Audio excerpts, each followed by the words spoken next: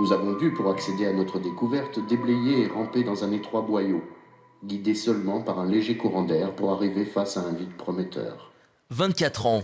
24 ans que ces images existent et qu'elles sont montrées pour la première fois au grand public. Filmées par les trois inventeurs, nous les voyons évoluer pas à pas de salle en salle. Sur place, des squelettes d'animaux de la préhistoire, mais surtout des centaines de dessins plus anciens que Lascaux.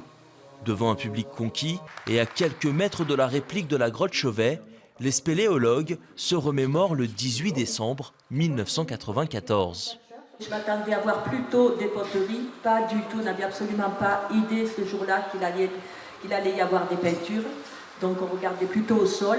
Hier soir, la satisfaction était présente chez le public, mais aussi parmi le trio ardéchois. Fini les histoires juridiques et autres controverses, place à la grande histoire. Désormais, les explorateurs vont collaborer en partenariat avec la caverne du Pont d'Arc. Chaque fois qu'on pourra être présent, on le fera. Et puis, de temps en temps, avec des visiteurs qui auront la chance qu'on soit là, et puis de partager ce moment d'émotion avec eux, raconter cette histoire. De l'ombre à la lumière, pour le plus grand plaisir du public, toujours intrigué par une telle maîtrise de l'art il y a 36 000 ans.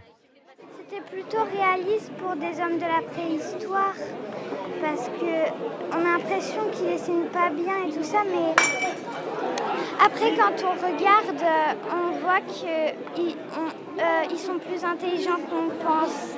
Ils avaient quand même une sacrée intelligence pour faire ça dans le noir, sans les éclairages actuels à la torche et tout ça, du premier jet. Je suis pas sûr qu'il y en aurait qui pourraient faire ça du premier jet aujourd'hui. L'an dernier, la réplique du premier chef-d'œuvre de l'humanité a attiré près de 500 000 visiteurs.